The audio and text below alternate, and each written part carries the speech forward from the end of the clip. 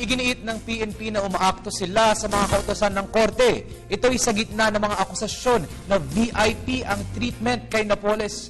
Ang detalye sa ulat ni Alvin Baltazar, live via phone touch. Alvin, magandang hapon sa iyo. Alvin?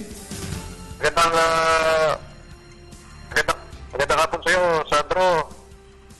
Yes. Paliwanag ni PNP spokesman, Senior Superintendent Ruben Teodoro Simba, Korte ang nagbansag kay Napoles bilang siyang high-profile, high-risk detainee at ginagawa lamang nila ang nararapat na pagtrato kay Napoles base sa deskripsyon ng hospital nito. Ito ay ang kaya ng kaukulang seguridad si Napoles, lalo't malaki umano ang nalalaman nito sa multi-million pork barrels scam na kinasasangkutan ng hindi basta-bastang ordinaryong mga individual.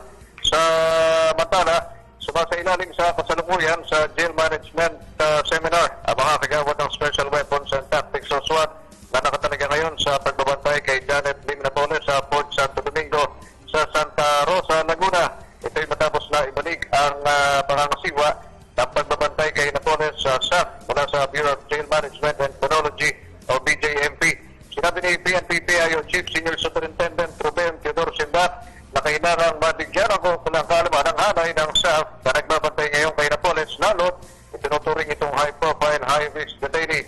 At kaugnay ng ginagawang pagbabantay ng SAF sa Port Barrel Mastermind suspect, inihayag ni Sindak na regular gawa ng palitan ng tao upang maiwas ang magkaroon ng attachment ang detainee na si Napoles na maaaring gawin niyang paraan upang makakuha ng VIP treatment o di kaya ay makapuga. Yan ang ilang mula dito sa Kampo Grande para sa Telebisyon ng Bayan, Alvin Baltazar. Maraming salamat sa iyo, Alvin Baltazar.